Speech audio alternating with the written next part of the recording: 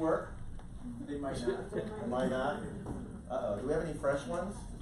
Yeah, That you try know each of? one. Fresh? I mean, I could use one of these, maybe this will work. Everybody probably uses the, oh yeah, that'll work. That'll work, this one will work. Okay, thank you. Yep. I feel like I'm in real estate school or something. Like does this guys remind you of when you went to real estate school? Right, kind of sitting there. This is the warm-up phase where I warm you guys up. But anyways, okay, so a little bit about me. My name's Neil Brooks, and I've been selling real estate now for like 20 years. Can't believe that. And as far as, let's see, I've probably done at least 1,000 transactions, and been, you know, doing pretty good. I was in the top 20 of realtors in the Valley for the last number of years. So I do a lot of business. I do a lot of business though with first-time home buyers. I'm not like a luxury agent or anything like that, although I do luxury listings and everything. How many people in here have been in the business for 1 to 5 years? Okay, so quite a few of you guys. How about 5 to 10? Okay, full-time? Okay, good. So what about 10 or more? Okay, good. Well, we have a nice cross-section of people. So I really want this to be interactive as much as possible. So I want you guys to bring to me problems you've had in the past and things like that, and maybe I can kind of help work through those. One of the toughest negotiations I've ever had just ended, okay? It went on for 15 years. Wow. Was it a wife? I know. Doesn't sound like real estate. Was it your wife? Was it a wife? It actually was my wife. It was my wife. Are you married? Were you ever married? Maybe that's why. So, no, I love my wife. We've been married for 35 years, and when I was in the Navy, I was on a couple different aircraft carriers, and my hearing got totally trashed. Totally trashed. So my wife and I have been negotiating now for 15 years. Okay, and we're going to talk about negotiating styles here pretty soon. But my wife's negotiating style is competing. Okay, she's competitive. There's 5 different negotiating styles, right? You got kind of people at avoidance. You got, well, here, I'll just give them to you. There's competing. Whoops.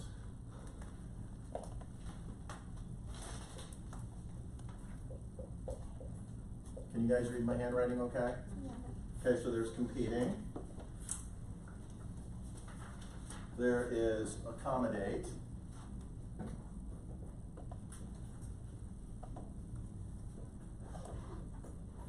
Right?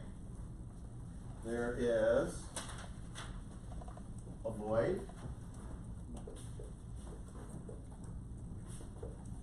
And there is compromise.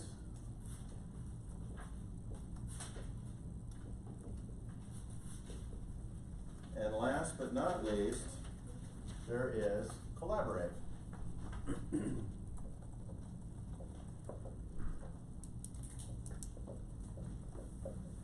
Okay, so you see the 5 different negotiating styles, right? Okay, so my wife and I, and these styles, you know, when you guys are dealing with people, you're going to flow between style and style, right? Depending upon who the other side is. You're going to flow between these different styles. We're going to talk a little bit about these. And these are things that you guys probably already know intuitively, but we're just going to kind of line it out a little bit, okay? So, for the last 15 years, we started out kind of collaborating a little bit. My wife would say, you know, you talk really, really loud. You know what I mean? The TV, you just blast the TV. Do you have anybody that's deaf in your family, like me? So you kind of understand this? Okay. So, anyway, so we started out collaborating, right? And I would say, well, you know, my wife would say, well, maybe you should go get your hearing checked. By the way, here's my new hearing aid. You guys see those? See them? What do you think? Are they cool? Yeah. All right. Thank you. They're called Signia Stilettos. They're designed for guys like me because they're supposed to look a little cooler than your regular hearing aid. But anyway, so we collaborated for like 5-10 years. Then we kind of, you know, I was doing this. This was my style. I was avoiding, right? And then we kind of got to where she was accommodating me for a while, you know, just kind of letting it go because we were busy and all that kind of stuff. Then finally, we got to the competing, where she was like, just, you know, either you get the hearing aids or you're gonna have to give me plates, because I was driving her banana. Not really, she wouldn't, after 35 years, she's not gonna kick me out, but she was getting mad. So we wound up in the competing stage, where when you're in the competing stage, that's where one side is just, they're just like, hey, this is the way it goes. It's my way or the highway, right? So anyways, that's my little story. But, so let's just kind of go through these 5 areas here. Now, competing. Competing is when I win and you lose, right? You guys ever come up, whoa, you guys ever have that happen with another real estate agent? Yes. Have you? Yes. Okay, what happens when you get somebody on that side? What happens? Who's the first person that's gonna jump in? So if you get a realtor on the other side that wants to win and they want you to lose, does that happen? Bluffing. Creates animosity, anger, That's right. Hurts the client. stress for sure. Well, they bluff. What's that? They bluff. They do. Sometimes. They just threaten and say, my client's gonna cancel. That's right. A lot of BS. That's right. So we get that, right? We have that happen frequently where, and usually when you have somebody that says, I want to win and I want you to lose, how experienced is that agent usually? Right? They're usually not. It's usually a brand new agent that does that. They come in and they try and act like, hey, I'm going to take over for my client and I'm gonna win this thing and you guys are gonna lose because that's the only way we're gonna get through this thing, right? Does anybody ever use that technique? Okay, sometimes, you know, like I said, you kind of melt through things, you know, sometimes you have to use a little of this, sometimes you gotta use a little of that, but not all the same time. When would you use this technique? You know, now I'm not saying that, and it could be over just a certain small thing in a negotiation. It doesn't have to be the whole negotiation, right? But let's say, and it doesn't necessarily have to be the other real estate agent. Who else do we negotiate with? Who? The client. That's absolutely right. Sometimes we negotiate with our clients. We negotiate with our clients, honestly, more than we negotiate with the other side sometimes, right? Who else do we negotiate with? In a transaction. Oh. What? I said on a daily basis, but. With the lender. Yeah, the Yeah, lender. with the lender. The lender. We negotiate with the lender sometimes in the transaction, right? Who else? Title sometimes. Who? Title sometimes. Title company, that's right. We negotiate with a lot of people in the transaction, and sometimes you'll have to use the competing technique, the I win, you lose. Sometimes you gotta use that for little things, right? For little things. Like for instance, let's say you have a Binzer and you guys gotta close and you're down to one little thing on the Binzer. You're representing the buyer, and the buyer has to have that, right? What are you gonna do? Sometimes you gotta use that technique, but you don't wanna use it all at one time, right? What one other time could a competing person, when could you use that at another time? Multiple offers. Maybe, if you're what? If you're representing who? The listing agent. If you're the listing agent Mhm. and you get multiple offers, absolutely. Right, when you're a listing agent in a hot market and you've got multiple offers come in, right? What are you gonna do at that point? Are you going to accommodate? No, I want a solution. no, because you don't really have to, right? Now there is a danger in that too, right? Have we ever gotten multiple offers and then we say, hey, you know, we got this other offer, we got 2 other offers coming in, and you know, they're all full price, and what happens sometimes? You lose them all. Everybody looks at Everybody it. gets scared, right? Everybody goes, right?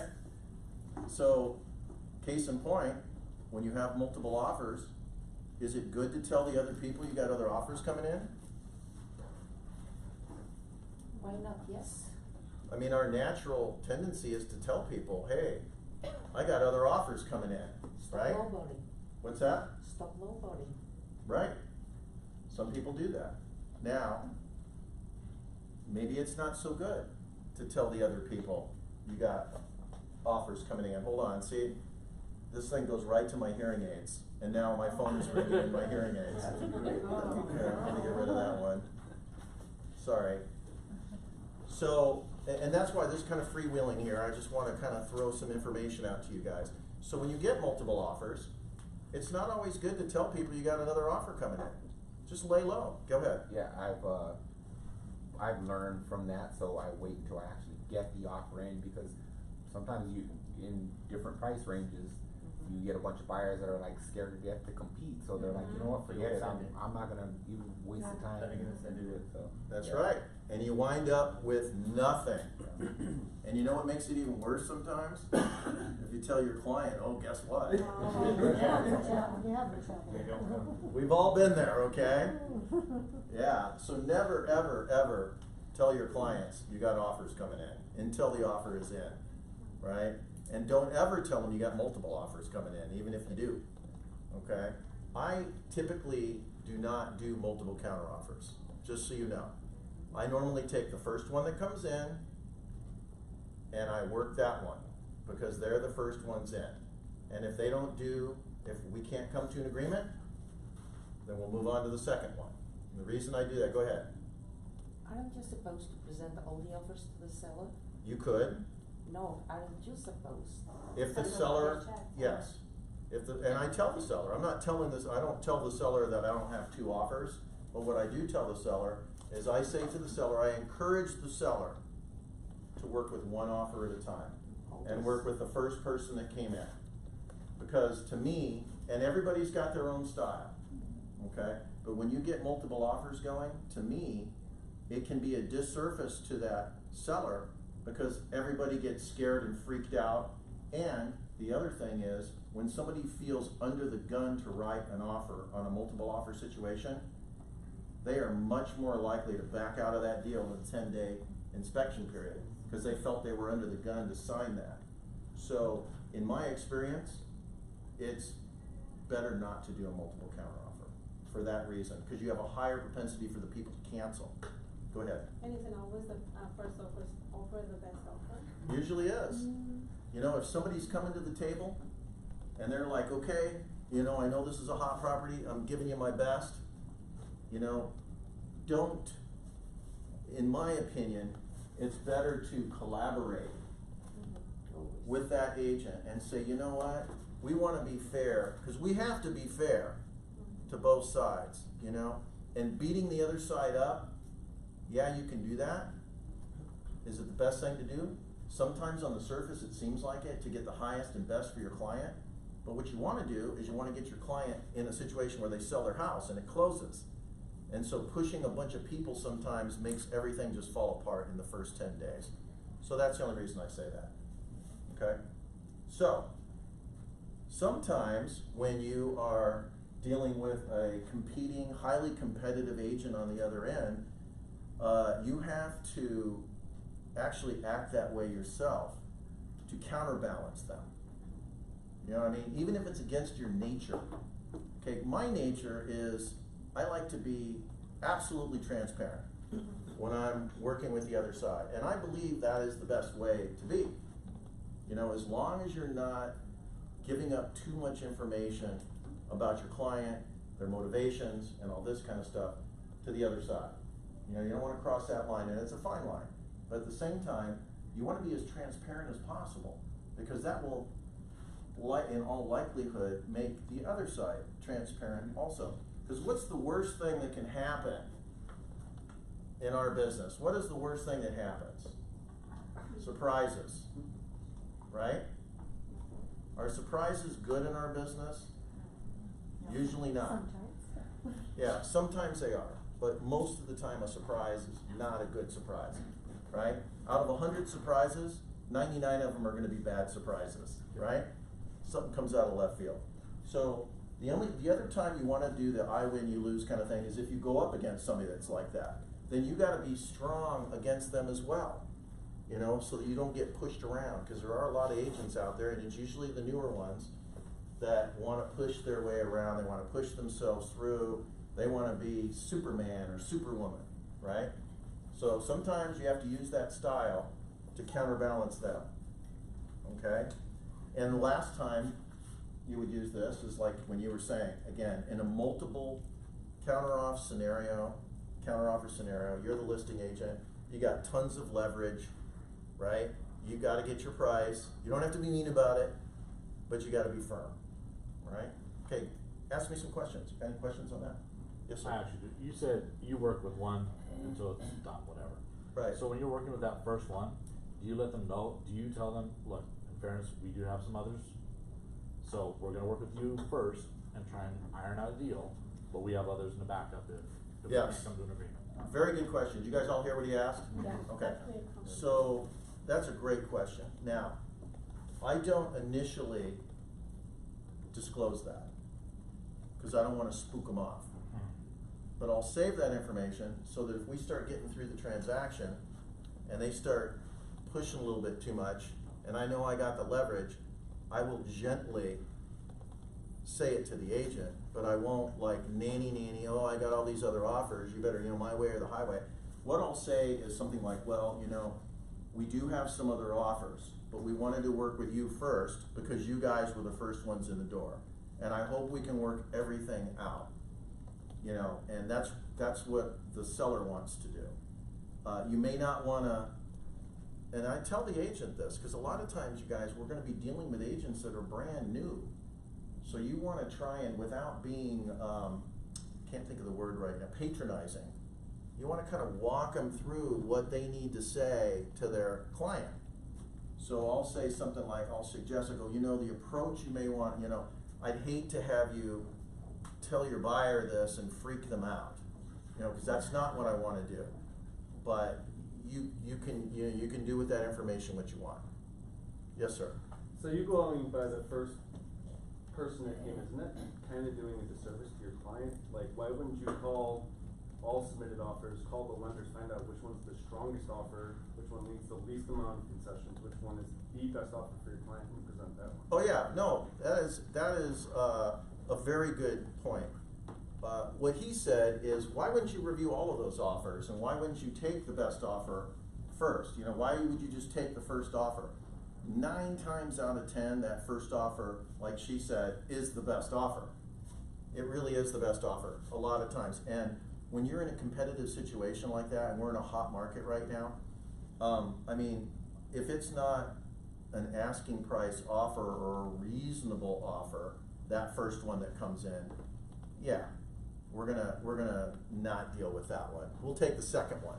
Yeah, but that's a good question. And yes, you guys, you need to, in any offer, the first call is not to the client. The first call is gonna be to who? The lender? That's right. The lender. That's right. You're gonna want that first call to that lender. Because guess what?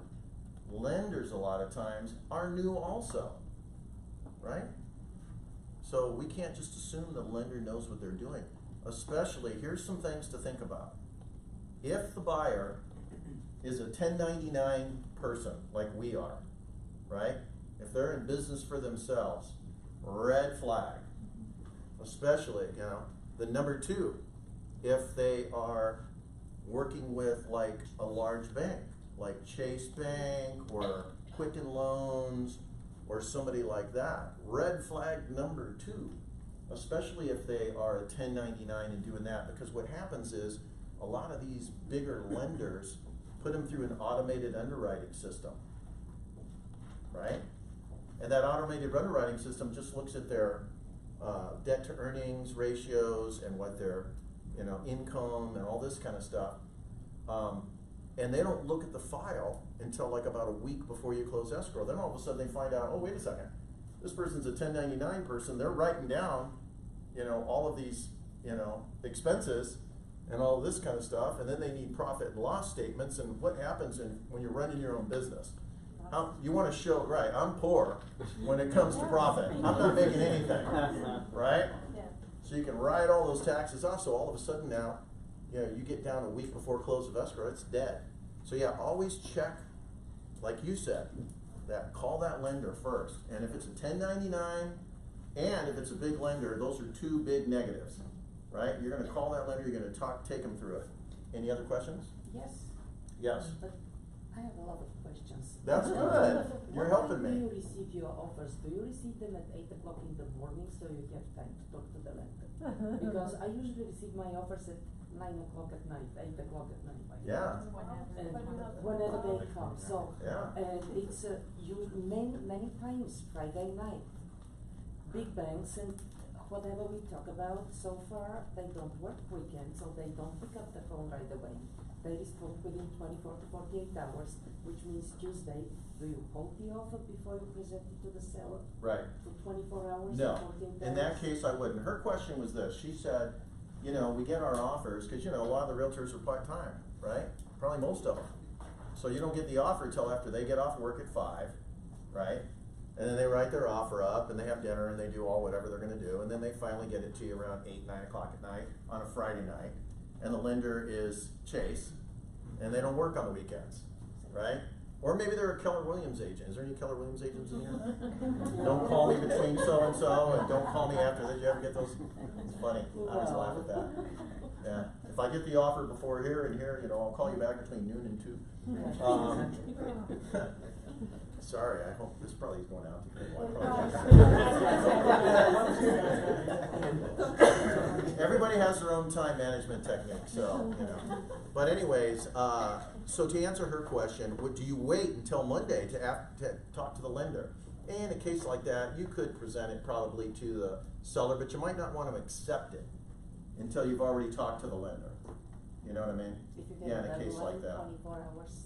Right. Friday night, you have to respond by Saturday, Yeah. 6 p.m. Yeah, I would usually ask for an extension at that point and write it up in an addendum. Yes, ma'am. But like he said, if it's a bigger bank, you know that's a red flag. Right. So it's Huge red flag. huge, yeah. Yeah, we hate working with the big banks only because, and it's not the people at the big banks are mean people or they're bad people or whatever. They just have underwriting somewhere else and they've got thousands of files they do, and there's no way to move a file up if there's a problem. But we never have problems with files, do we? No. Never, it never happens. Okay. So, all right, so if you're working with somebody on the other side that's a competitive, highly competitive type agent, one of the dangers is if you have an accommodating style, right, where you like to try and accommodate, collaborate, and all that kind of stuff, they're gonna see that as weakness. So remember, when you get somebody like that on the other end, that's just really gonna try and put thumb screws to you, right, you gotta reflect that with them. Now, you don't have to be in a conflict with them, but you can be firm, right? Don't let them push you around, okay? The other problem with that, and you gotta be really careful, and you gotta feel it out, cause what happens, you guys, we've all done this, what happens when you lock horns with the other agent? Oh, it's miserable. It's miserable, right? And what can happen? You can just spiral down and then nothing ever happens, right? So you gotta really work it out. You gotta just try and work it out. These are relationships. It's like speed dating with the other agent. I don't know about speed dating. I guess it's like that. I've been married 35 years, but I mean, speed dating is right. You gotta meet the person. You gotta kinda, you know, figure out where they're coming from. You gotta kinda do your thing. You gotta work things out, or you don't work things out. But the main thing is we gotta work things out for our clients. So being able to recognize these different styles and how to, you know, counteract them will help you, okay? So, anybody have any questions about the competing style?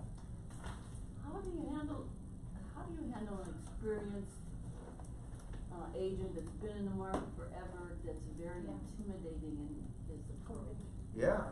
to someone that's somewhat new? No, I totally get that, because what happens is you guys get intimidated.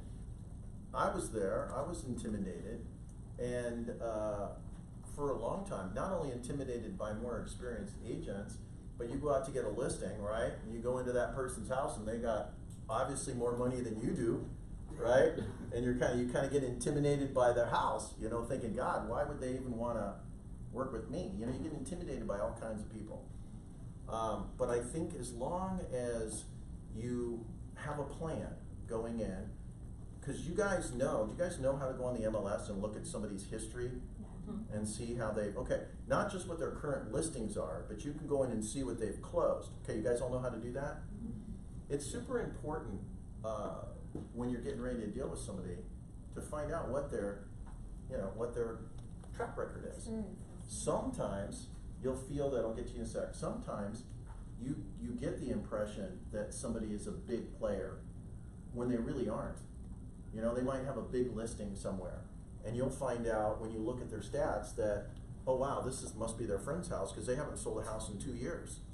So they're a part-time person. So do your homework first, kind of know what that person is, and don't let them intimidate you, and just be yourself. Just be transparent, be nice, but then if you start feeling like they're pushing you around, then you can push back, because if you're representing the buyer, you got something they want, right? Or if you got a listing, you got something their buyer wants, right? So you always gotta remember that. You have something they want. Does that help a little? Yes. Okay, yeah, just relax, and don't let them intimidate you, and if they start pushing, Oh yeah, I try to be nice. no, if they push though, push back. Stay professional. Yeah, but always stay professional, but you're right, I know, because I'm like you, I like people, you know, I don't like conflict. Let me get to him first. Yes, sir. I was saying that's something we were taught is, you know, how, like, so another agent was like, oh, I look everybody up first thing. It's the first thing he does on a transaction, or on a, you know, cross agent. Right. And so we learned that, and so the last couple times it's been helpful, because we look him up, and it's like the one guy I was dealing with knew the neighborhood really well. Mhm. Yeah, he made a comment, oh, I've sold tons of houses, but I mean, whatever. Right. So I looked him up, and in fact, it was true, so I was like, okay, this is gonna be pretty smooth, cause he knows what he's doing, whatever. Right.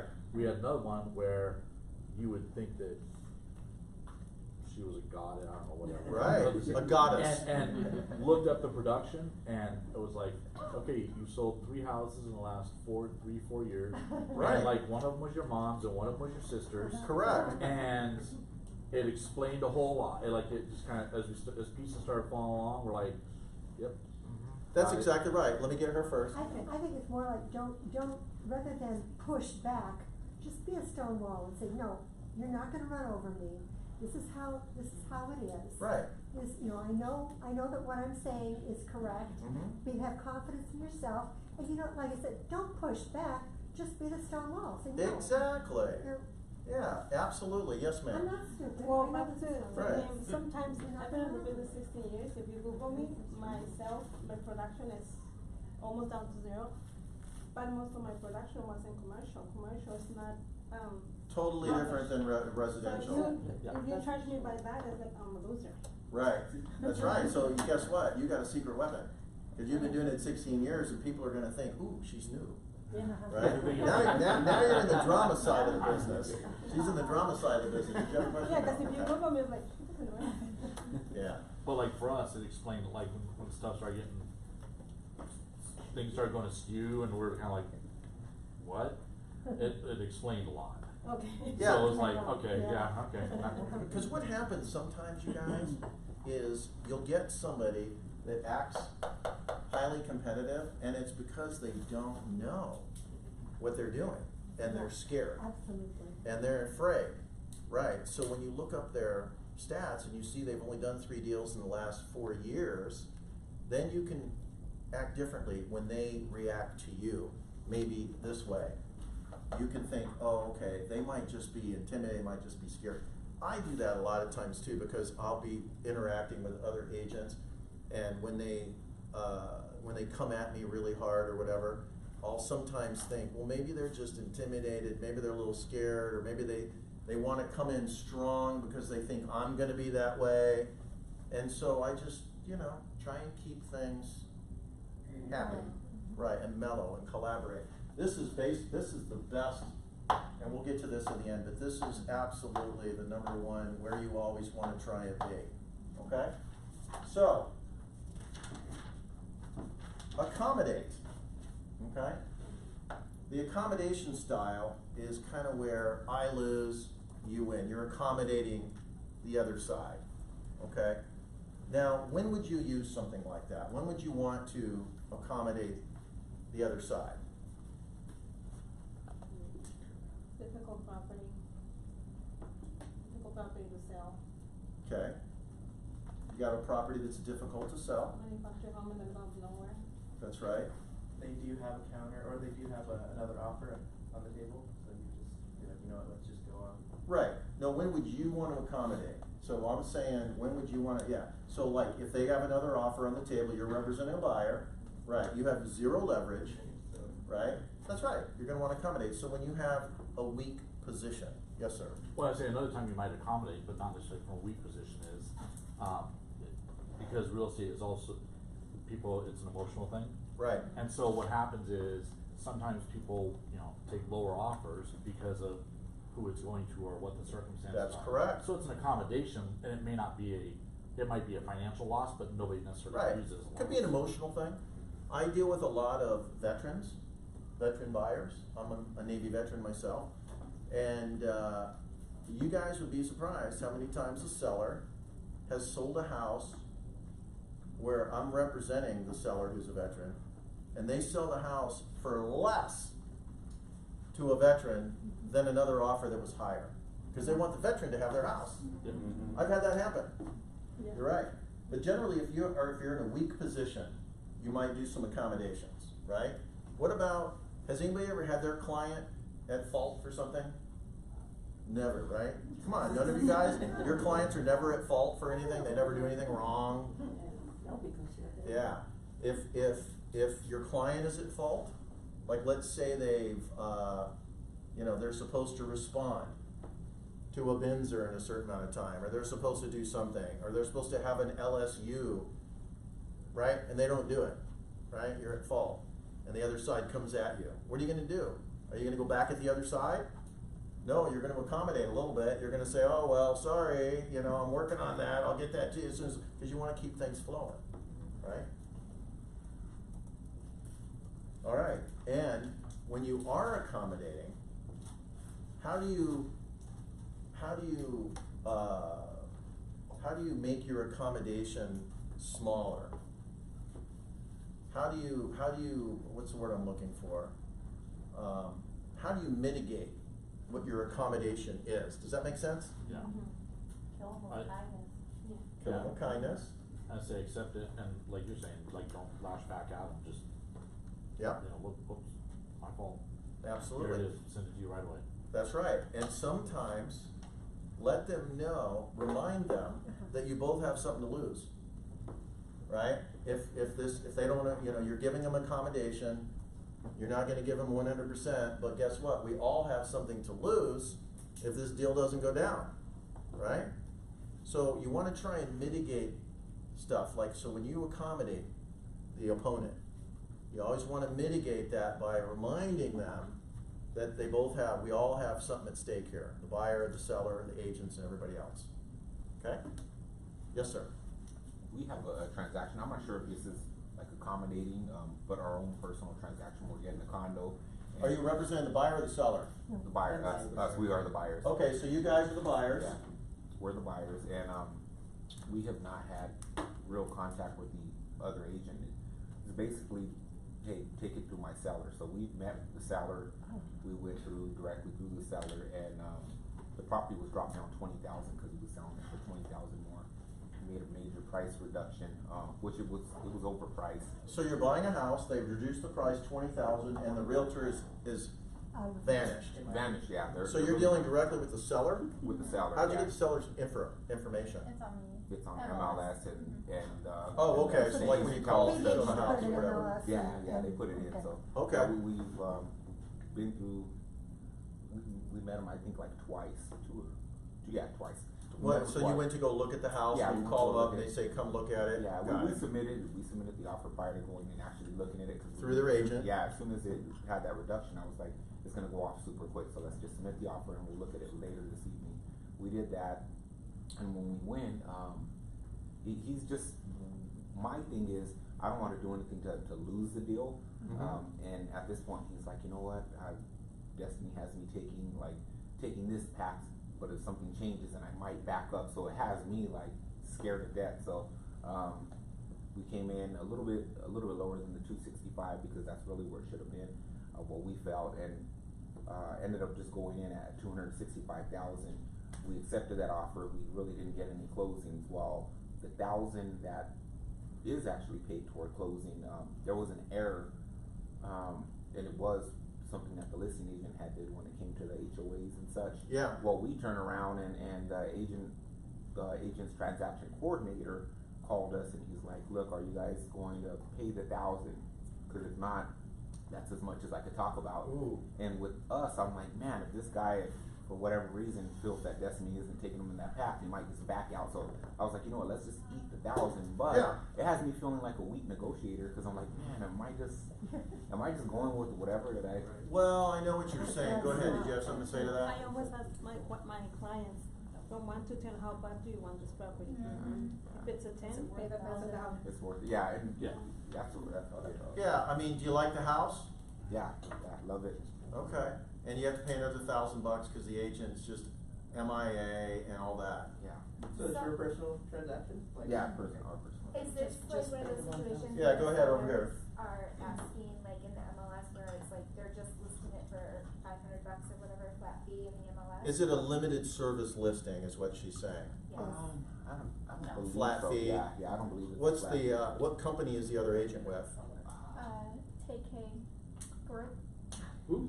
Never heard of Yeah, it. yeah, it's super small group. Mm. That just seems so weird that the listing agent just. Yeah, and that's the thing is the Yeah. agent didn't even call us, it was the transaction coordinator, so I was like, we You'll really. see I don't think she's, I don't think she knows the whole condo, so she really has all of her No, it's the front. cells We'll talk to the agent. and. The listing agent? Yeah, Yeah, I hope it's warrantable. surprise. yeah, the listing agent is just out to lunch. What kind of a loan are you doing? Conventional. Conventional, okay. Alright, well, Yeah, that's so good. everything's appraised, everything's good to go, but that was our biggest thing was I came in and I'm like, man, like, you would think some agents going in and negotiating and I kinda feel like we're Right, just like you- bending all the knees. No, I'm like, you oh, really let's weren't. just- In that price range and to pay that, and they've got an agent that's out there. In a case like this, the main thing is you wanna get the house. Yeah. Yeah. And for another $1,000, you know, this is where sometimes when you come up against a brick wall like that, you gotta do this. You gotta compromise. And it's not like you lost, you're gonna wind up getting the house you want. And in the big scheme of things, that's probably what I would've done too. I would've tried to go back to the agent maybe and say, hey man, why don't you kick me 500 more of your inspection or of your commission, let's split it 50-50. I was just gonna say, doesn't it, like, with as much as they're doing for the agent, the listing agent side, wouldn't they go after maybe procuring clauses? You could, but it's just, you know, it's one of those deals where, cause I've had You that just get so ugly. many times, yeah, where, you know, you gotta wind up doing the other person's job. That happens probably 50% of the time, honestly. You know, out of the 100 transactions I do, well, I do about 100, I don't know, 140 a year. It's, I would say at least 100 of them, we have to do most of the transaction. You know, cause just this, people are part-timers, man, a lot of them are Yeah. part-timers. You know, that person could be a part-timer. Do they call you after like at 8 o'clock when they do call? They don't call. Yeah, They just don't, yeah, she just doesn't, yeah, isn't that funny? Crazy, man, crazy. Any other questions? Can I add one more thing to that? So you said that it was something that they left out of the HOA. Yeah, it was. So do you use the additional language in the HOA addendum, like, I have something in ours that we put on every HOA addendum, that any additional fees that aren't disclosed need to be paid in full by the seller? And that has saved us 1,000,000 times over, from the seller forgetting to write something down, and then it coming up at, closing, and then I actually had a title company, like, they fixed it or whatever, but the other agent was a broker and he was so mad, that he missed it. it. Yeah. And he's like, I'm calling your broker. I wasn't here at that time, but I was like, okay, well, here's his number. And they called the broker, and the broker was like, she did what she was supposed to do, but. Like, Yeah, he didn't read it. But- Well, that's just like, what's he gonna call your broker It about? was I didn't like- read the contract. Like, It was only like $500 for the fee, but it ended up working. No, that's really good, I'd like to use that for like our future ones, so, even in this way though, with the seller being the negotiator, if he gets cold feet or for whatever reason, I would still be scared, even if we had that verbiage, he would still maybe say, you know what, well, Destiny's calling me this way, I'm just gonna stay, so I'm like, oh, I don't. You could try, but if they don't have the money, they don't have the money. Yeah. Try and get 500 out of the listing agent. Yes, ma'am. I was gonna say the exact same thing as her. In all my contracts, I put, any undisclosed or inaccurate HOA fees to be paid by the seller. And I never fill out the HOA addendum because we're not supposed to do it for Correct. representing a buyer. Correct. I always wait for the listing agent to send it over with all of the fees on there, just to eliminate that negotiation altogether if there happens to be any kind of discrepancy. Oh, yeah. No, you guys always want everything in writing, and you never wanna call the HOA for your buyer. Ever. Cause guess what happens if something's screwed up? You're gonna get sued. Yeah, I just settled on a case that has been going on for 11 years. 11 years over a cancellation. I was representing the buyer. So you just have to be super careful, all right? Even when you're doing everything right, you can still get in trouble. So, all right, so accommodate. So if you have a weak position, you're gonna accommodate. If you're at fault or your client's at fault, you're gonna accommodate, right? So, but just be careful. Remember to always, when you do accommodate, ask your opponent the value of that accommodation. So if I do this, now a lot of times you're not telling, we're gonna negotiate some things without consulting with our buyer or seller first, right? We're gonna kind of feel things out, see how the other side feels. So you're gonna wanna ask that other side. So in theory, I'll get you in a second. In theory, did you want something? Oh, okay. In theory, if my client does A, is that of value, and why is that of a value to you? Because what's gonna happen is you start accommodating, then they think, oh, they accommodated here, so now I'm gonna get them on here, and then I'm gonna get them on here. So that's why you gotta nail them down as to the value of that accommodation, and then kind of a tit for tat. Okay, well, if I do this, maybe you can do that, right? Yeah, what's the most important thing to your client or that kind of thing? Correct, exactly. What she said is, would this be a value to your client? What would be more important to your client? When does this come up a lot? In Binzers, right? Yes. Right, in Binzers. I always wondered why, by the way, there's no way to really go more than one iteration with a Binzer. I think that's kind of weird. I think they should have more things on that form. But, go ahead, did you say something? Oh, okay. So, but that's where we would call and find out what's more of value. Do you want the windows? Everybody's getting windows now, aren't we? All the windows need to be inspected and replaced in the house. But yes, we're getting windows a lot, that kind of stuff. So you're gonna wanna call and kind of work that stuff out and find out what the value is. Okay, so, avoidance, right here. Avoid, I should put avoidance, but avoid. I lose, you win, right? What's the avoidance? Do you guys ever deal with another agent on the other side and they just kind of avoid you? They don't call, they don't do anything, they don't want the conflict. What is that? What else is avoidance? What's another term for being, for avoiding? Like, let's say you're in a relationship with someone. Passive aggressive. That's exactly right. That's a passive aggressive person. You gotta look out for the passive aggressive agents. They're as dangerous as the competing agents, at least, and maybe even more so in some sense, because with the competing agents, they put it out. Exactly what they're thinking and exactly what they're feeling and all this kind of stuff. You get an agent that's an avoidance agent, they avoid, they kind of are passive aggressive, they don't really tell you what's going on, they hate conflict. What's that? You're on your own. That's right, you are on your own. So you gotta be careful with people like that.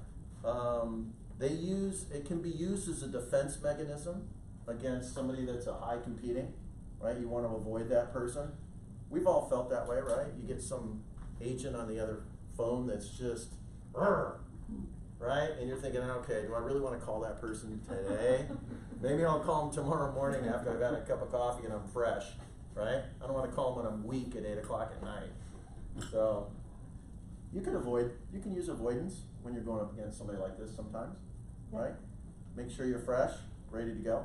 You get that competitive person, they're calling you at 8 o'clock at night, you're tired, you had a couple shots, whatever, glass of wine. Don't call that person. And by the way, on the other, Cause who knows what you might call that person. that's right. Exactly. And since we're talking about negotiation, when is the best time to call another person and negotiate, the other side? When? 10 a.m. No, no, call them at 8 o'clock at night when they're tired and weak. That's right. That's right. That's when I always do it. I always negotiate like between 8 and 10. But they could be having a bad day and now you're. That's true.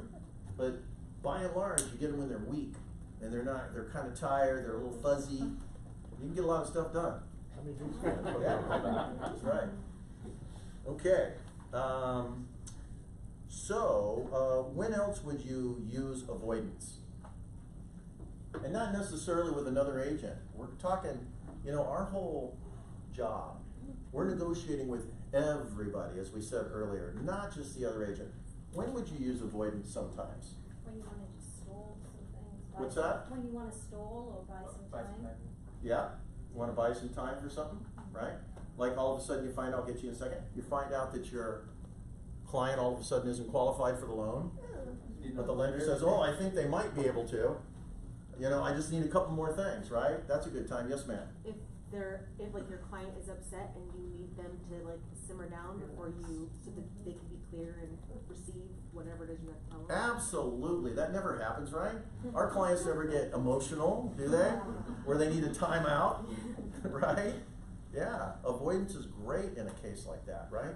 You give the client the Binzer, what do? They go in, you're representing the seller, you give them a Binzer, they go insane, right? They go crazy. So what do? We don't hammer them right then. What's up, JW? What's up, brother? Not much, man. This is JW, guys. He's one of the most experienced agents in the valley. Across the hall from me. So, The old guy section? Johnny Walker. Yeah, we're up in the old. We call it Sun City East. All the way upstairs. Yeah, that's where all the old guys are. Yeah, all us old guys. Yeah, it's 55 plus up there. It really is. All the youngsters are downstairs. But Because you don't need to climb the stairs. what's that? We shouldn't be that way, we should. I know, we should be on the bottom floor, exactly, unless we have an elevator in here, We're gonna have to put an elevator in this place. So there are times when we're gonna avoid, we're not gonna just hit it straight on, when we gotta buy time. Maybe sometimes when the stake or risk is difficult or there's a conflicted situation, things like that with the Binzer, like you were saying, with the buyers or with the sellers, sometimes you wanna just let them have time to think about things, and so you kind of avoid things. Another time would be, like, let's say your client has some just unbelievably crazy request, right? You might wanna kind of avoid it, kick it down the road a little bit, kind of get them further down the deal before you address it. Because timing is everything, right? Timing is everything. So, what's the danger of avoiding? You can get your time kills deal. That's right, you can lose the deal. If you're avoiding, let's say you have a high competing agent on the other end and you're avoiding that agent because you just don't wanna deal with it, and you text them, or you send them an email, you don't really call them and just confront it right on, what can happen in a case like that is things can get misconstrued. You know what I mean? Because if you're avoiding them, and you might be avoiding them, let's say a situation where your client doesn't qualify for their loan all of a sudden, you need a little bit more time, right? That person's calling you for an LSU, I want that LSU today by 5 o'clock, right?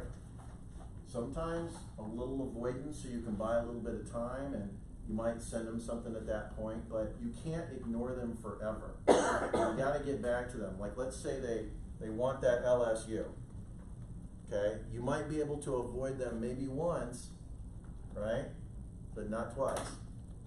The second time, you're gonna have to call them, and you're gonna have to confront them, and you're gonna have to tell them what's going on, and you might have to do some of this, right? You might have to do a little accommodation to get what you need. You can tell them just, you'll get it by Monday, or you'll get it in 2 days. Right. We need 2 more days. I'm talking about if they want an LSU and all of a sudden your client doesn't qualify now. Okay, then Right. we'll submit it in 2 days, give us 2 more days. Right, exactly. Give us a couple of days, we'll get it done, but they'll go, what's wrong? Why couldn't I get it Nothing today? more, we just Right. need more time. We're doing some research, we're doing some, Absolutely, I get you, yes, sir. But you're supposed to tell. I'd say the other, Yeah. the other problem with avoidance, cause she just said something to me, the other problem with avoidance is that you don't know what you can lose down the road. And here's why I say that, we had a deal with another agent about a year and a half ago. The whole thing was done through text message. Mhm. I don't think there was a single email, she wouldn't answer the phone. She had us go through the buyer to get into the access to the house or the seller. She Access avoided, the house. avoided. Avoided. Now we have another client, and completely different area of town, so it's not like, completely different area of town. One of the ones that they like is one of her listings. Now, we'll deal Oh, with it, wow. whatever. We'll deal with it, whatever. Right. But I'll guarantee there's a lot of agents will be like, I'm not gonna deal with that again. Absolutely. But 'Cause- you're gonna warn your buyer. Yeah. You're gonna And say, that's- hey, we dealt with her before, but you're not gonna scare your buyer. No, You're but- not gonna say, oh, she's horrible, and all, you're gonna say, you know what, she's a little difficult for communication, so it might take a little bit longer, because we never wanna scare our clients. Yes, sir, did you have something you were gonna say? Okay, and you? How do you negotiate, like, when your Bank of America get denied, your buyer's loans get denied by Bank of America? I usually negotiate at the moment I present the offer. Right. I'm already having a backup in case this will happen, but sometimes buyers get so scared. Right, so you're saying you're representing a buyer, and you got their pre-qual through Bank of America, and then what? Bank of America denies the loan, as always. And they get scared? They get scared, even though I told them at the beginning, Right. what will happen. Right, so is this, before the contract is accepted, or after the I contract is always tell them accepted? before the contract is accepted. Okay. My experience with VA and Chase and Wells is this and this. Right. This is gonna happen, I'm gonna have a backup. Right. But once they get denied by Bank of America, I think everybody will deny the loan. Right, so what she's saying is, she's got them qualified through Bank of America, right? No, they And, come. what's that? They come with Bank of America. They came from Bank of America. Okay, and then you want them to work with a different lender? Yes, because my experience is Bank of Right, America. cause it's horrible. Yeah. So how do you get them to move from Bank of America to another one? Is that what you're saying? Yes, they usually wait till they get denied Right, letter from Bank of America. and then do it. Yeah, I think you're smart to try and go the dual path. And tell the client, say, you know what, Bank of America does great deals for people. If you check every single box that they have on their sheet. Because Bank of America does thousands and thousands of transactions a month, and you won't know until a week before you close escrow if you're really qualified or not to buy the house. And they go, well, what do you mean? I got a pre-qual letter from them right here, right? And you go, well, I know it sounds complicated, but it's not, it is a little bit more complicated than this. They put you through an automated underwriting system. I know you tell them all this.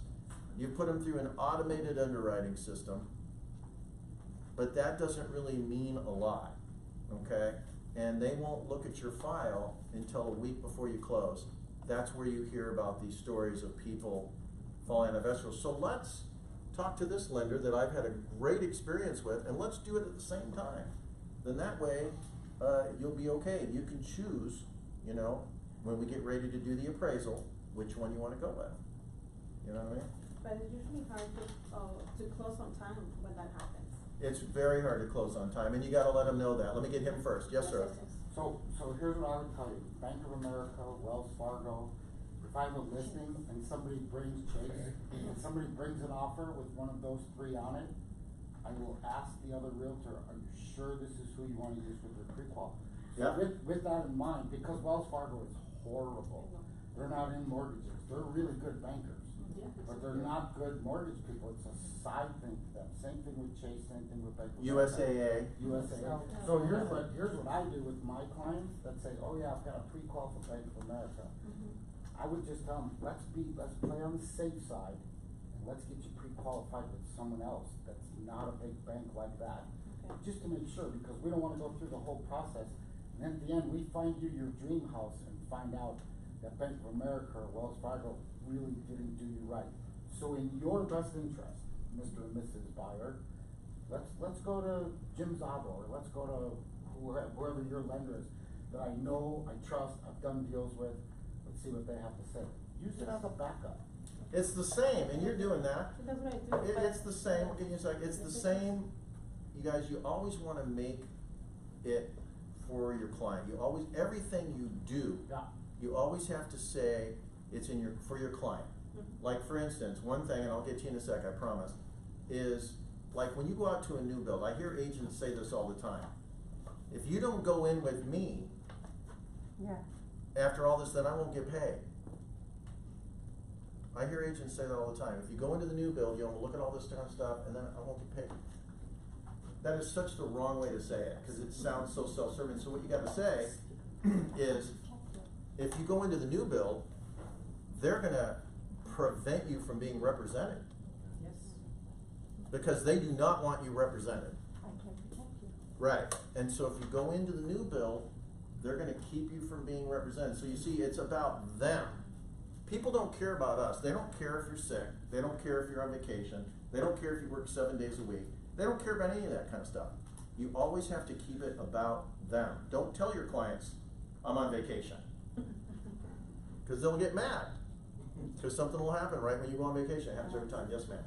No, in the case with the banks, big banks, I'm Right. always telling my clients that each bank is limited to their own products. Right. And to be on the safe side, in your best interest is to go with a mortgage company.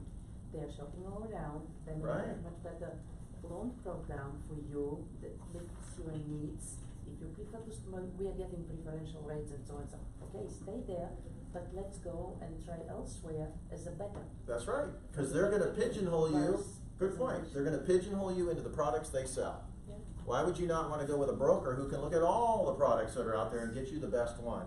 And besides, my experience has not been that great. So, but you're so right, and you gotta negotiate with your buyers about that all the time, because the banks throw out these cheap rates, they go, well, I'm with Bank of America, I should be getting a great deal through them. Well, it doesn't really happen that way. So, anyways, okay, yes, sir? Yeah, I'd say, we go through all that with ours, and what I always use the analogy of, because the biggest thing that a lot of people have is they think it's gonna ding their credit. Yeah, yes. And you have to explain, I'm like, Right. when you go to buy a car, do you just go to one dealership only? Well, no, I go to 2 or 3, and they all run your credit. And the credit companies all look at it as one hit, because they know you can only buy one car. So it's the same thing here, because that's a big factor, people don't wanna check multiple places because of their credit. And so once they understand that, they go, oh, so I can check a couple places, I can run it a couple places, and that really puts them at ease at that point. Yeah, absolutely, that's a great point. That's why I think this is great when we have these open classes like this, cause you guys can collaborate and all that kind of stuff. Okay. Neil, I think the most important thing on all of that is you have to convince your buyers, your sellers, you're in charge. And whether you don't have to put it this way, but we're doing things my way.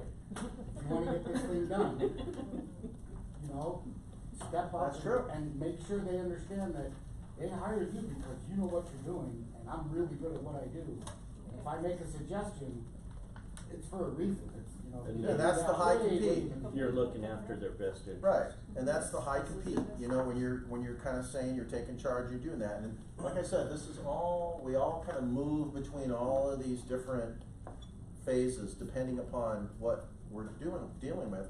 And yeah, sometimes you get a client and you just really gotta hit them between the eyes, you know, sometimes you gotta do that. They want it. Right, so, and they do appreciate it a lot of times in the final analysis.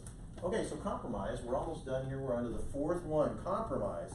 Now, we do compromise, that's I lose and win some, and you lose and win some. That's kind of what we do. We compromise, right? We do some compromising and all that when we're in a transaction. When would you, when you're in a transaction and you got an agent on the other side, when do you think it would be okay to compromise? I mean, what type of a thing, when would you compromise maybe with the other agent? Go ahead. Binzer, that's right. Price on the house, right, the initial offer? Price, terms, conditions. Right. I would say price for closing date. Now, would you compromise if the other agent is a high competing person where they're hitting you hard from the beginning? Would you compromise with them? Well, then you're accommodating. Right, you probably wouldn't. You would not really compromise right away. If you get somebody on the other end that's just really hardcore, you know, you start compromising at the beginning, just to kind of make things go smooth, and you're gonna get in trouble. Okay, it's gonna lead to disaster. If you're dealing with an agent that you trust, an agent that's kind of nice, an agent that's kind of okay, maybe you can compromise there, right? Because they want to make everything go smooth. That's the best agent you can deal with, is either somebody that's willing to a point to do this, and of course the best is somebody that's going to collaborate with you. You work together to get what that client, what the buyer and the seller want, because that's ultimately what's important, right? When else would you compromise? Let's say you're representing a buyer. Concessions. What's that? Concessions. Concessions? You need the seller to provide concessions for closing, so we'll compromise, we'll increase our offer 3%. Right. You give us back 3%. Right. Everybody nets. As long as the home appraises and everything, Yeah. right? It's not too high. Right. You compromise because the client wants the house, right? So you're not gonna go in guns blazing if your client really wants that house. You might do a little bit of this to make it happen, right? When else would you compromise? We've talked about it, kind of compromise and accommodate are very similar. When else would you maybe compromise on something? When it's in the interest of your client. Right. If it's in the interest of your client. If you have a weak position, you might compromise, right? Let's say your client has a weak position. Let's say they can't close in 30 days, they gotta close in 60 days, right? You might make some accommodations on the price and other things, right? When you're dealing with the other agent. When is it not good? I mean, compromising isn't always good, and in one case it's not good is if you have not done your homework on the other end. Like, let's say you're not prepared, right? You haven't looked to see what the history is on the house, how long it's been. I know it sounds common sense that you'd look at the history and see if it's been on the market before. Like, was it on the market last year? How many homes in North Scottsdale have been on the market year after year after year after year after year, right? You look at it and go, oh, this home's only been on the market for 15 days. Wow, we better go in with a full price offer, right? You go in and you find out that, oh wow, these guys tried to sell the house last year and they didn't sell it and they just made a price reduction, right? So you don't always accommodate right away. So you gotta do your homework so you're not making accommodations when you don't have to, okay? And if you make concessions without a strong rationale, right? So you're making compromises, they may see that as a sign of weakness and really go for you, right? Go for it. So you gotta be careful, and again, you wanna add value to every compromise you make in their mind, and you wanna hear them say that. You wanna hear the other side say, is this important to your client? Would this be of value to your client if my client decided to do this, right? You gotta get him to say that, okay? Any questions? All right, you guys are doing pretty good. Okay, so here's something Neil didn't tell you. When he said, when you get an agent that's a competing agent right off the top, they're big bad, they're gonna control the whole thing. Right. He loves that shit, so do I. And let me tell you why, because if you run into that agent, the very first thing you wanna do is compromise on just one little, maybe you're right, maybe we better do it that way. And then give them that feeling like they won. Because now they feel like they beat you in some way, because those a-holes, and there's a lot of them out there. Oh, yeah. They have to win, they have to beat you. And I've listened to him 100 times, and he's listened to me 100 times, and we're like, I got one, I got an and it's like we have competitions on who can punch the asshole in the mouth first. Right. Because they're out there, and as soon as they feel like they gotcha, they win, they won. So let them, so find a compromise with that competitive agent as soon as possible. Oh, there's no way we're gonna do this. And you already know this, and then just go, boy, you sound really professional, Yes. And I'm gonna take your lead on this, Oh, yeah. I agree with you, let's go ahead and go with that. And then you know what you got 'em? You got 'em right here. Because the next thing that comes up, oh, wow, yeah, you know, I know how smart, and you've been doing this a long time, man, you're really good at this. And just keep building them up, while you're punching them right in the gut the whole time. You're just kicking them in the nuts the whole time. And they think they're this big badass agent. And I've learned from him listening to him on the phone, and we laugh upstairs, we're like, I got one of them. Oh, we do. Yeah, it is a lot of fun. But you And- gotta be confident, and you gotta, Yeah. you have to have already done your research and know exactly where you're coming from. But when you get a deal like that and you close it, and your client, you've done a good job for your client, you walk around like Neil upstairs. On his phone, really loud. Well, thank you, Johnny Walker. And No, it's it great is watch. true. We do have a lot of fun with those kind of agents up in the senior wing. In this case, Grant Cardone has is an excellent example. You agree, say, okay, of course you're right. Right. Stop, of course you're right, and Right. do what you want to do. Exactly. You follow your strategy, but you always agree with the other agent. Right. Nothing wrong with No this. conflict, that's right. There's You no wanna, conflict. you always wanna keep things mellow. So when you get somebody that is a hothead, let them think they're winning. Yes, exactly. Absolutely let them think they're winning, just like Johnny Walker says. You don't, and you can play to their vanities. I mean, that's all, I mean, this would take psychology 101, but this is really what a lot of it is. You play to their vanities. You tell them they're great. You say, oh, you're so smart. Oh, you do this great. Oh, wow, you're doing this. Oh, that's such a great idea. Exactly. And then you put your stuff in there, and you plant your little pieces in there, and you get your way. You have them have your way. And we do that every day. You would be Up in like the senior Daniel wing. Bloom sometimes. Be picking those Yeah. when you come. Yeah, you get these guys, actually the ones that are like this, the competing ones, those are the easiest ones to crush. Exactly. Because they don't even know it's happening to them. You know what I mean? And you guys don't have to be some, 10, 20 years in the business and a big negotiator and all this kind of stuff. You just have to be prepared. You gotta know what you wanna do, you gotta know what your game plan is, and you go in there and you listen to what they say, and you just listen, let them talk, let them do their thing, and then you say, well, what about this or what about that? Because remember, you have something they want. You either have a buyer or you got a listing, and you got something. And sooner or later, though, sometimes with these people, you do have to hit them between the eyes too, and you get their attention. And you know what happens? But if you do it fact-based and don't make it personal, fact-based all the time, don't ever make it personal. They will, they just fall apart like a house of cards. Knowledge And is then all of power. a sudden, then they're like super nice, like this little sheep, this little lamb. All of a sudden, it's the weirdest thing, how that happens. How they turn in from this big, huge, mean person until like all of a sudden they're passive.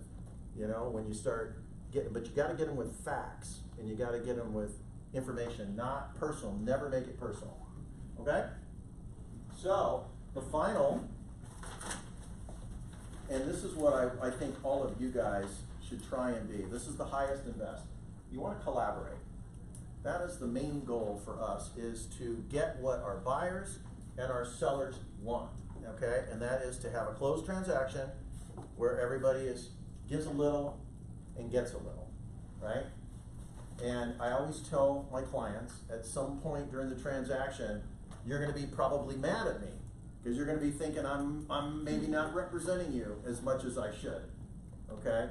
And if that's the case, I'm doing my job. And they go, what? And I go, because this is all about collaboration. We have to collaborate with the other side. If you're representing a buyer in this market, you gotta set the right tone, right? If you're representing a buyer going into a new build, how much negotiating are the new builds gonna do with you, right? So you don't go in there saying, oh yeah, I'm gonna kick that builder's butt, right? All this kind of stuff. But collaboration is really important. So when are you gonna use collaboration?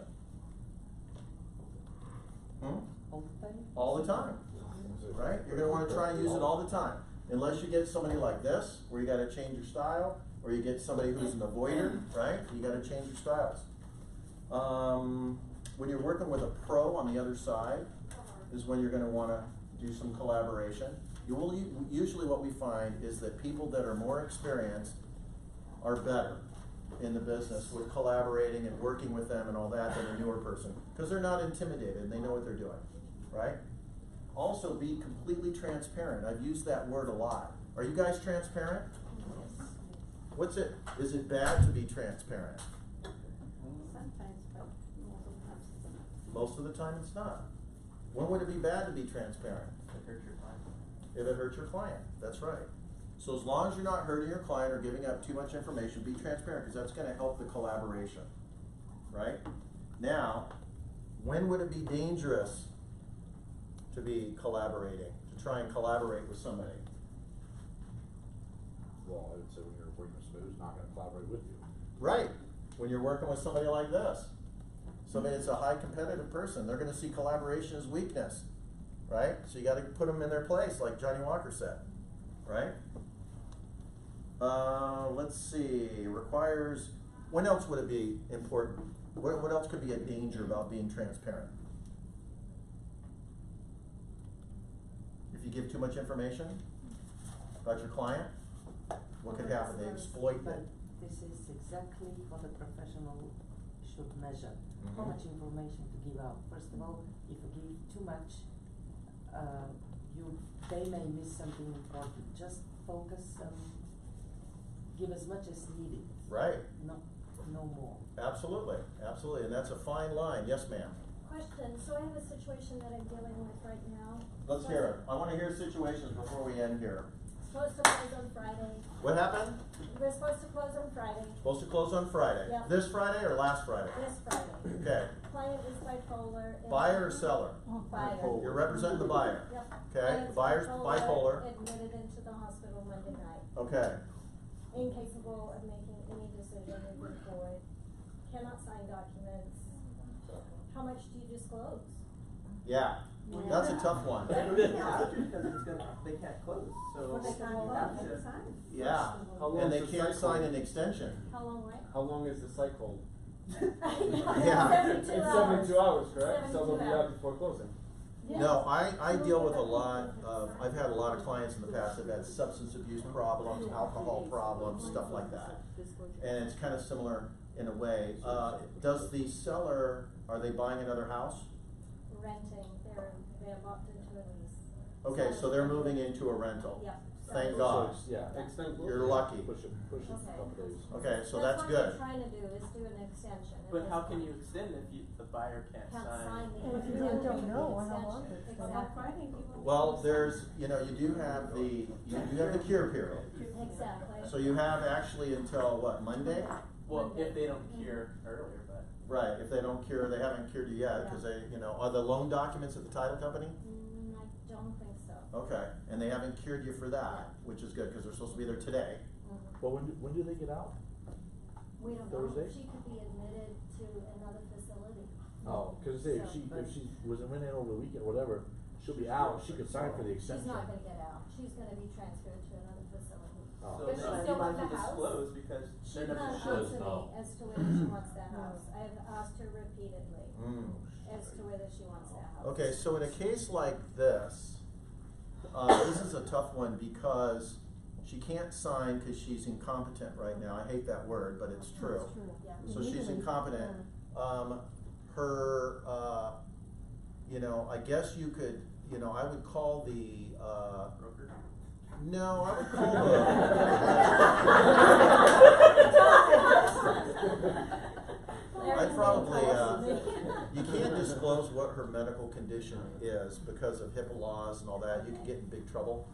But I would probably call the listing agent and say that she has a medical situation that you can't disclose right now, but it could delay the close of escrow. And you just don't know right now, how long that might be. Okay. You think it could be short-lived, but you're not 100% sure. And, could you get an extension? Yeah. That's what we were. But you said Okay. the seller's already rented that place? Yeah. Sellers moved out. Yeah. Or, That's a Yeah, rough but one. if they've already moved out and renting, that's not as big of a deal as if they have Your a house. important they're thing gonna right buy. now, though, is, believe it or not, to protect yourself. Yeah. Yeah. More But than you know the anything. buyer's not gonna close ever, right? Like the buyer. I don't know, cause her son wants to get power of attorney and her son wants to close on the house. Okay, So, it's gonna be hard for the son to get power of attorney if she can't Not sign. sign. Exactly. So you're kind of a rock and a hard spot. I don't think so either. Yeah, Yeah. yeah, I would So the most say, yeah, important that's thing gonna be you're a. saying is protect myself. Protect yourself. This is what, you gotta go into 100% protect yourself mode right now and be super transparent.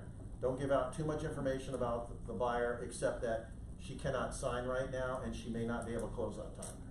Okay. And she will not close on time. But they can't even sign an extension, so it's like. Yeah. Well, they could sign an They're probably gonna get a cure. they could give an the buyer extension. can sign without signing. Right. No, No, she can't. She can't So- sign the, You can't even send a photo of a check either. No. No, So if I was a exactly. listing agent, I would just cancel the contract, Yeah. because they can't wait. You can't and cancel it hopefully- yet. You can't Yeah, cancel have a it, year. right. Yeah, I would, So would that be better handled broker to broker? yeah, I would say John Dyer would get, I would get You would John wanna Dyer tell the involved. broker. Yeah, you'd wanna tell the broker. I mean, I usually handle that stuff myself, but you wanna tell the broker. Yeah, Larry's aware. For sure, Larry is the velvet voice, that's what I call him, Larry the velvet voice. Okay, has anybody got another good scenario for me? Yes, sir. No, you, go ahead, young man. Alright. Blue eyes. So this might not even happen, but so we put an offer. So my client is actually my roommate and one of my good friends. His mom's a real estate agent, so he's been around it a while, so he's pretty familiar with the whole situation. We put an offer in a house and had the inspection come out, and it's supposed to close in 8 days, 27th, I believe, of this month.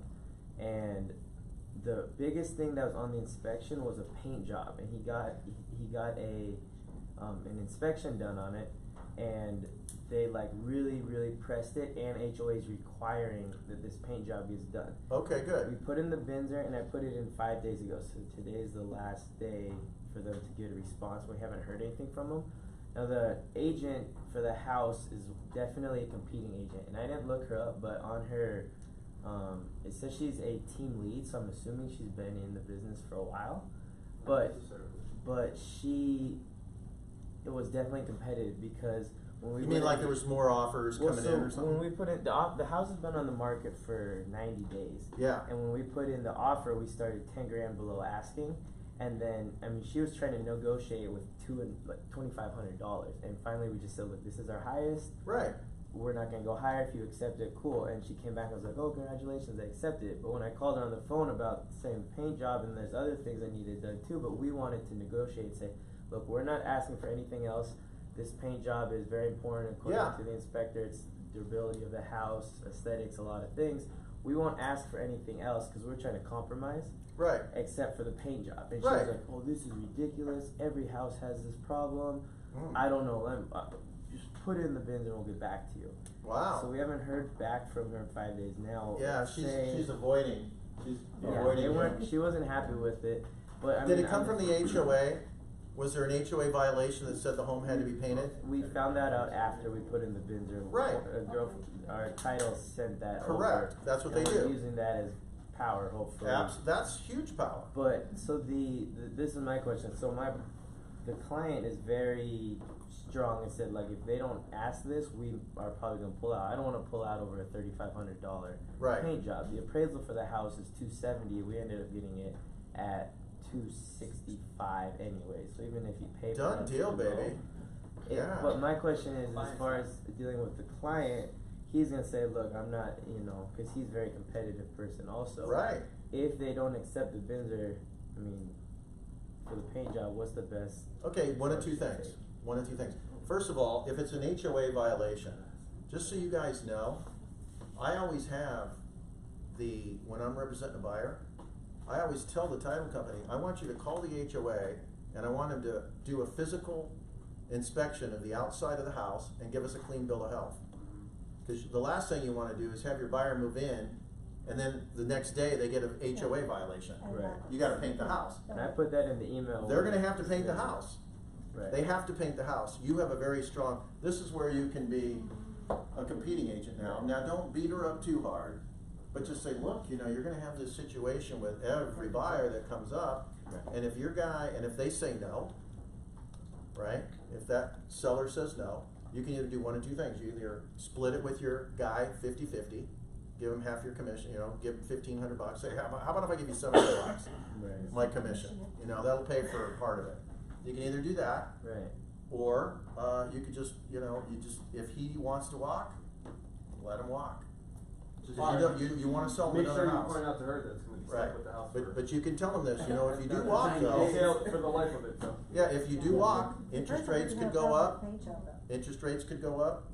You know, we might not be able to find the right house for you, we might not do this, we might Did do you try that. getting a bid, like other bids, to kinda like present it to her, like, Well, hey, like. well, we asked for, the thing is, we asked for credit in it, for it, you know, But so. off of what? So, Like what? Off the purchase. Where did you get the number? With the seller. from so he is a manager of a new build company, so he has all kinds of contractors. The seller? Yeah, no, Oh, your my client. client does. The buyer. So we put the estimate as what his paint guy can do Okay. for the best deal that they're gonna find in there. They'll and I do put it. all that in They're the gonna give you email. the credit.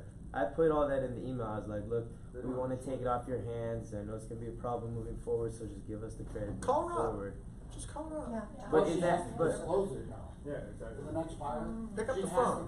to disclose it. Yeah, she gotta disclose that to all the next buyers, it's gonna go up, yes, well, let me get I you. would say the other thing is, Liens hold, too. Yep. if your buddy is not willing to pay for or take whatever, and instead of just you doing it, have the seller take whatever the price is, have the seller take half and you take 25%, the other agent take 25%. Yeah, I mean, If if you your- guys, if you your can client's always unwilling work to with the other budge. agent, yeah, I mean, if the other agent go, God, you know, sometimes I'll do this, I'll go, oh man, I know it's gotta be rough to have a seller like that.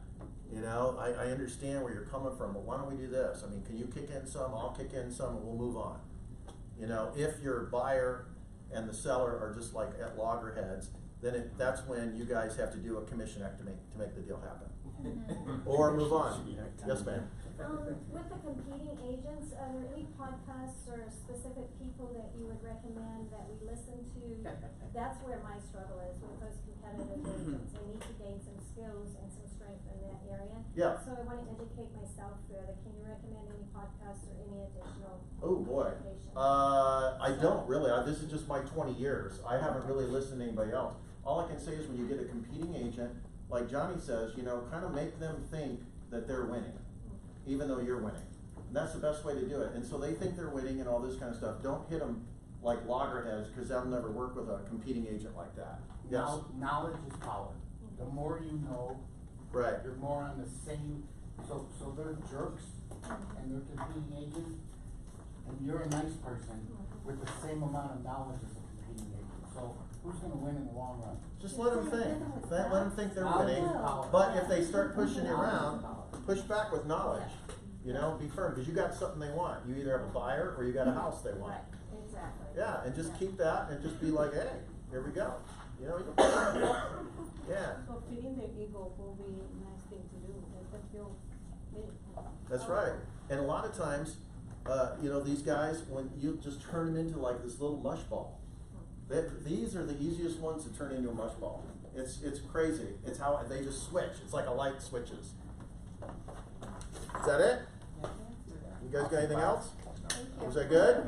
Oh, wait, we got one more, yes. I'm very proud of myself, so I want to share it. Yes. So, okay, I have a listing, and my seller didn't really care if the washer dryer conveyed or not. Yeah. So I always leave it on the listing. I use it as a Right. negotiation tool at a Sure. later time. Smart. So we got a full price offer. Agent called me. He said, "Hey, we're gonna give you a full priced offer. I hate counter offers. Do you think it'll be okay if we ask for a $3,000 concession?" I say, "You know what? I think that sounds fair. Go ahead and submit it. It's been full priced offer, $3,000 concession. Everything sounds good. No washer dryer. The appraisal comes in almost $15,000. Oh. Yeah, it was tough. And my sellers, the only reason they wanted to sell is to take some of that money to pay off some debt. Yeah. And so now we're at this like, they had to sell. They were already gonna buy. We had Right. a construction deal we're already working on. Right. And then the buyers for this current deal also were selling another property. So there's a lot of like, are we still gonna sell? Are we still Yeah, gonna buy? this is Are so they rough, still gonna buy? so So rough. it's a really tough situation. So obviously we can only lend on the appraised value. So we ended up doing a separate bill of sale for $2,000 for the washer dryers. But they get their Wow. washer dryer, so they feel For an old comfortable. broke dick washer dryer. The home was You should feel guilty. 2015, so no, it was newer. All right. So we did $2,000 bill of sale for the washer dryer. They found some other furniture in the home. We did a separate bill of sale for that. I took a little cut of my commission for their buy side, And somehow we all made this dance kind of work, and we're all coming together, and it was the washer dryer that kind of, I feel like, It's saved amazing, that. that's right. Originally, they were like, oh, we don't care, okay, well, now we'll sell it, and now we use it as Right, it was power. that little thing, and you guys were able to do a lot of this. For sure. You all And we took out the 3,000 collaborated. concessions, Right. and we kind of came to that. Right. Yeah, the other agent was super easy to work with as far as all that, and It's nice when you get that on the other end. So you see, you guys, this is something, and I'll get to you in a second, Johnny, but this is just a perfect example. We're all seeing those instant offer companies out there buying houses, and everybody's trying to do this stuff online and all that kind of stuff. It's not gonna last, because you need people like this young lady to kind of, and all of you guys in the room, to make things happen, right? You can't do that, you can't automate that. You'll never automate that. Yes, Johnny? So what's the most important part of the finality of that transaction? is that it happened? Right. I get buy and a sell permit, I get it, but to me, Helping. I would make sure that the realtor on the other side of that, what other listings do you have? Let me show you let's do business together again. So, Yeah. so you can create your own circle by doing deals like that with people you wanna do business with. Right. If I show somebody a house listed by Andrew Bloom, I will tell my clients right off the bat, this is gonna go really bad. Can you tell us, can you come off the fence about Mr. Bloom and I would tell him right to his face, I would talk about this, and he could walk in here, I'd say it right to his face. So create yourself a circle of trust realtors, and then collaborate between them, because, hey, I got this great realtor that's got some listings over there, you work over there, and create your own little, and you'll be amazed how much business you'll get from that, that's awesome. Yeah, for sure. Because she's gonna speak highly of you too. Right. She's gonna speak. And we also have our list of the ones we don't like so much. So those are important to keep. Which one's bigger? Yeah, the latter, unfortunately. Yes, did you have something? Okay. Well, I think you're gonna get that deal done. I think you got a lot of leverage because the HOA.